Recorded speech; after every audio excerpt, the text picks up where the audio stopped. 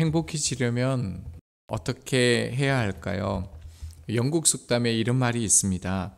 하루 동안 행복하려면 이발을 하고, 일주일 동안 행복하려면 결혼을 하고, 한 달 동안 행복하려면 말을 사고요, 한 해를 행복하게 지내려면 새 집을 짓고, 평생을 행복하게 지내려면 정직해야 한다라고 말합니다. 그만큼 우리 삶에 정직이 중요하고 행복의 근간이 정직이라는 것입니다. 우리는 정직할까요? 하나님 앞에 정직할까요? 그리고 만나는 이들에게 정직할까요? 정직하면 일반적으로 떠오르는 것은 남을 속이지 않는 것, 착하게 사는 것이라고 생각을 합니다. 한자를 보면 정확하게 정직이라는 의미를 알 수가 있는데요. 바를 정, 곧을 직입니다. 이것을 풀면요, 어떤 목적을 향해 곧게 걸어가는 것을 말합니다. 즉, 정직이라는 것은 인생을 한 방향으로 정직하게, 그러니까 곧게 살아가는 것을 정직이라고 말합니다. 그러면 정직의 반대는 무엇입니까? 부정직, 거짓말입니다. 인생을 꾸불꾸불하게 가는 것, 방향을 잃어버리는 것이 부정직, 거짓이라는 거죠. 성경에 보면 죄를 하마르티아라는 단어를 씁니다. 화살이 관역에서 빗나간 것을 가르치는데 방향을 잃어버린 상태이죠. 거짓말과 아주 유사한 의미를 가지고 있습니다. 요즘 사용되는 말 중에 호모 팔락스라는 말이 있습니다. 인간은 속이는 인간이고 거짓말할 수밖에 없는 인간이라는 것을 말합니다. 자, 오늘 본문은요, 부활하신 예수님이 승천하시기 전에 제자들에게 부탁하신 말씀입니다. 제자들은 지금까지 일어난 일의 증인이고요, 이 증인들이 해야 할 일이 있습니다. 증인의 본분은요, 정직한 겁니다. 진실하게 말하는 것입니다. 민사소송법 제321조 2항에 보면요, 나는 양심에 따라 숨기거나 보태지 아니하고 사실 그대로 말하며 만일 거짓말을 하면 위증의 벌을 받기로 맹세합니다. 민사재판 절차에서요, 채택된 증인이 법정에 출석한 경우에 선서하는 내용입니다. 그런데 이 선서하는 이 내용을요, 저희들은 매일마다 하게 되어집니다. 왜냐하면 우리들은 그리스도의 증인이기 때문입니다. 그래서 우리도 서약합니다. 판사는 하나님이고요, 배심원은 세상입니다. 우리는 예수님의 증인으로 소환되었습니다. 본문 48절입니다. 너희는 이 모든 일의 증인이라. 법정의 증인처럼 우리도요, 세상 앞에서 당당하게 증언해야 됩니다. 보고 들은 바를 정직하게 말해야 합니다. 왜 그렇습니까? 예수님이 그렇게 사셨습니다. 예수님은 언제나 정직하심으로 증인의 삶을 사셨습니다. 이사야서 53장 9절입니다. 그는 강포를 행하지 아니하였고 그의 입에 거짓이 없었다라고 말합니다. 주님께서는 하나님의 증인이 되셨고요, 온전히 하나님의 뜻을 나타내셨습니다. 주님은 단 한순간이라도요, 말씀을 숨기거나 외면한 일이 없으십니다. 진실을 그대로 말씀하셨고 그대로 사셨을 뿐입니다. 하나님은 저희가요, 예수님처럼 되기를 원합니다. 시편 101편 7편을 보면요, 속이는 자는 내 집에 살지 못할 것이며 거짓말하는 자도 내 앞에 서지 못할 것이다 라고 말씀합니다. 그뿐만 아니라 바울은 고린도전서 6장 9절에서 10절에 보면 하나님 나라를 유업을 받지 못하는 자에 대해서 말씀합니다. 음행, 우상, 간음, 탐심, 남색 쭉 얘기를 하다가요, 마지막으로 무엇을 얘기하냐면 속여서, 거짓말하여서 남의 것을 것을 빼앗는 자들이 하나님 나라를 유업으로 받지 못할 것이다 라고 말씀합니다. 왜 부정직한 사람들, 거짓말하는 사람들은 하나님 나라를 유업으로 받지 못하는 걸까요? 그 이유는요, 히브리서 6장 18절에 이렇게 말씀합니다. 제가 현대인의 성경으로 읽겠습니다. 하나님은 거짓말을 하실 수 없기 때문에 그분이 하신 약속과 맹세는 절대로 변할 수 없습니다. 부정직은 하나님의 성품에 어긋납니다. 하나님의 본성은 부정직과 함께 할 수가 없습니다. 그분은 진실하시고 그분의 말씀은 사실이기 때문입니다. 이와 정반대가 사탄입니다. 사탄은요, 정직할 수가 없습니다. 진실을 말하는 것이요, 불가능합니다. 그래서 예수님은 마귀를 향해 요한복음 8장 44절에요. 진리가 그 속에 없으므로 진리에 서지 못하고 거짓을 말할 때마다 제 것으로 말하나니 이는 그가 거짓말쟁이요 거짓의 아비다라고 말합니다. 거짓말이 이 사탄의 최초의 무기였습니다. 에덴 동산에서 사탄은 하와를 낙심케 한 것이 아닙니다. 위협을 준 것도 아닙니다. 창세기 3장 4절입니다. 뱀이 여자에게 이르되 너희가 결코 죽지 아니하리라. 너희는 절대로 죽지 않는다.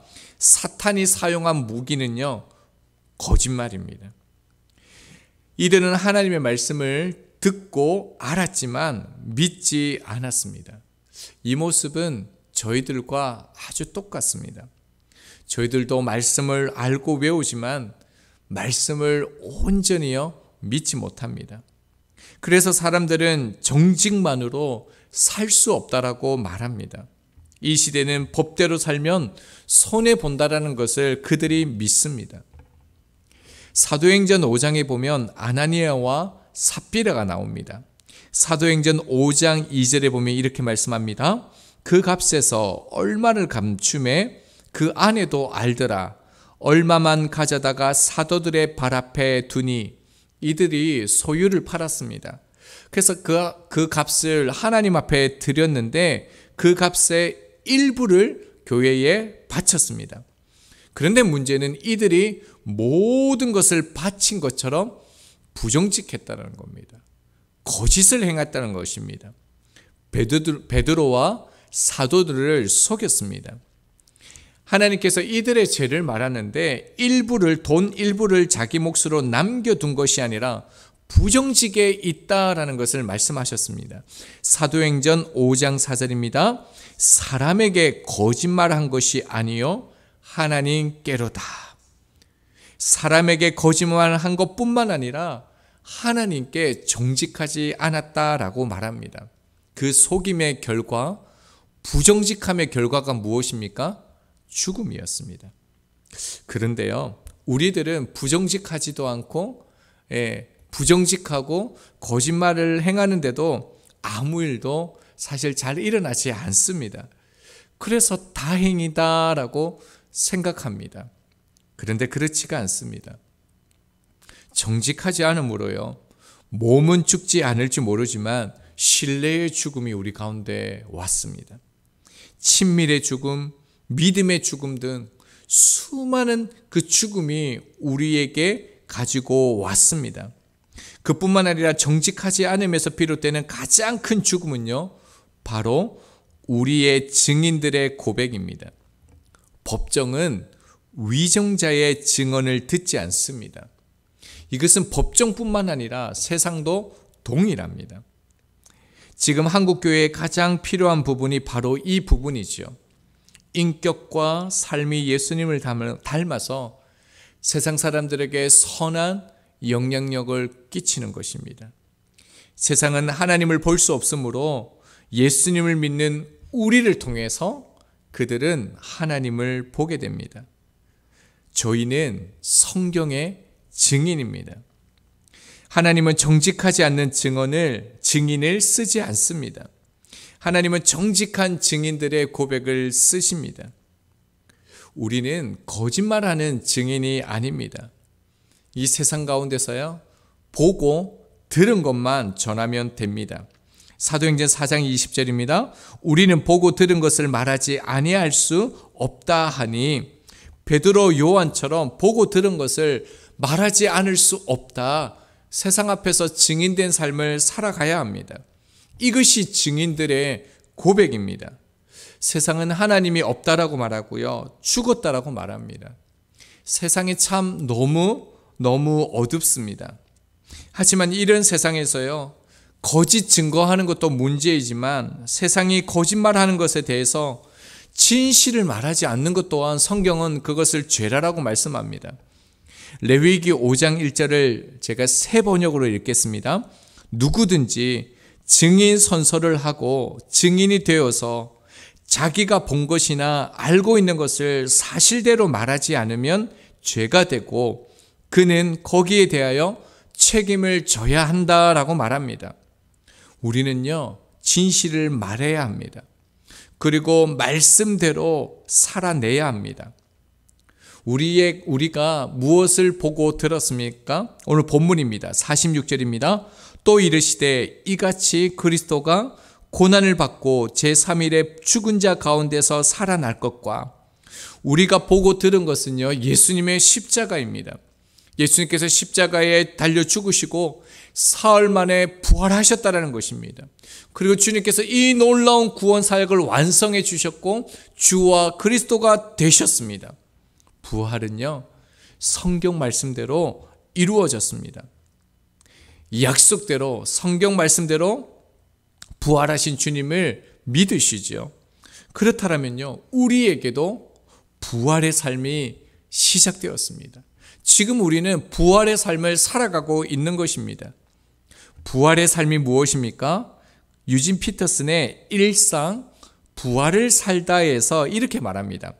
부활은 더 이상 추상적인 개념이 아니다. 부활이라는 것은 우리가 마음으로 어루만지며 위로받는 하나의 하나님의 심리적인 태도가 아니다라는 겁니다. 그러면서요, 우리가 일상에서 표현해야 할 구체적인 삶의 방식이다. 구체적인 삶의 방식이 부활의 삶이라는 것입니다. 그게 뭐라는 겁니까? 47절을 보면요, 누구든지 주의 이름을 부르고 회개하는 자는 구원을 받는다. 이 복음 전파가 어떤 삶이라는 겁니까? 일상 부활의 삶을 사는 것이라는 거죠. 그래서 48절에 성경은 우리를 향하여 이렇게 말하는 것입니다. 너희는 이 일의 증인이다 라는 것입니다. 너희가 이 일의 증인이라는 말은 참 우리 가운데 소망이 되는 말입니다. 왜냐하면 우리가 증인이라는 것은 우리 안에 부활이 있다라는 것을 전제로 하기 때문입니다. 그러니까 부활의 증인, 이것은요, 부활 따로 증인 따로가 아니다라는 것입니다. 부활과 증인이 하나의 삶이라는 것입니다. 함께 간다라는 것이죠. 증인이 무엇입니까? 증인이란 말은요, 헬라어의 마르투스라는 뜻입니다. 순교라는 뜻을 가지고 있습니다. 그 증인은 순교자의 삶을 사는 것입니다. 예수님께서 십자가로 이 순교자의 삶을 사셨습니다. 이 십자가의 순교는 부활의 열매가 되었습니다. 이 십자가의 순교는요, 영원한 생명의 영광을 주었습니다. 예수님의 삶은 하나님의 뜻을 성취하는 삶이셨습니다. 그래서 하나님의 말씀을 이루어 드리는 삶을 온전히 살아감으로 증인의 삶을 사셨습니다. 그러면서 중요한 것은요, 이 과정 속에서 증인의 삶을 살아가는 가운데서 고난을 겪는 것은 마땅한 과정이라는 것입니다. 우리도 이 예수님을 따라서 고난을 겪는 것은 너무나 당연합니다. 오히려 저희 가운데 고난이 있으면요, 예수님의 복음을 전파함으로 시련이 있으면 감사해야 됩니다. 왜냐하면 이 고난은 하나님 앞에서, 그리고요, 사람들 앞에서 영광스러운 흔적이 되기 때문입니다. 갈라디아서 6장 17절입니다. 이후로는 누구든지 나를 괴롭게 하지 말라. 내가 내 몸에 예수의 흔적을 지니고 있노라. 이 흔적, 예수님의 증인이 되어서 살아감으로 인해서 우리 안에 흔적이 생기는데요.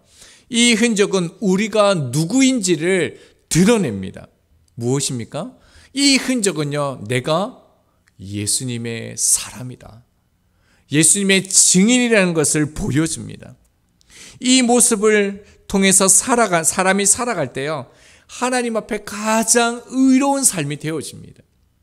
이 모습을 가지고 살아가는 것이 인간으로서 가장 아름다운 삶을 살아갈 수 있는 길이 된다는 것입니다. 예수님은 증인의 삶을 통해서 하나님의 모습을 보여주셨습니다. 사람들이 예수님을 보면서요, 하나님을 보았습니다. 예수님 안에서 하나님의 사랑과 은혜를 발견했을 뿐만 아니라 예수님과 함께 하면서 하나님의 그 은혜와 사랑을 경험했습니다. 정말 이런 예수님의 모습이 하나님이 우리에게 바라시는 일인 줄 믿습니다. 오늘 우리의 삶 속에서요, 우리의 모습을 통해서도요, 사람들이 예수님을 볼 수 있는 삶이면 얼마나 행복한 삶이 되겠습니까? 오늘은 더욱 예수님을 알지 못하는 이 세상 사람들을 보면서 죽어갈 수밖에 없는 그들의 마음이 저희 안에 들어오기를 원합니다. 예수님을 알지 못해서 고통의 눈물과 아픔의 신음 속에서 저들의 마음이 우리 안에 흘러 들어오기, 그렇게 시작하는 날이 되었으면 좋겠습니다. 오늘 저희는 이들을 향해서 예수님의 증인으로 부르심을 받았습니다. 예수님의 증인으로 우리는 소환을 받았습니다. 우리 주님의 마음으로 사는 예수님의 증인이 되기를 소망합니다. 이것이요, 예수님을 향한 하나님의 뜻이었고 오늘 저희를 향한 하나님의 뜻입니다.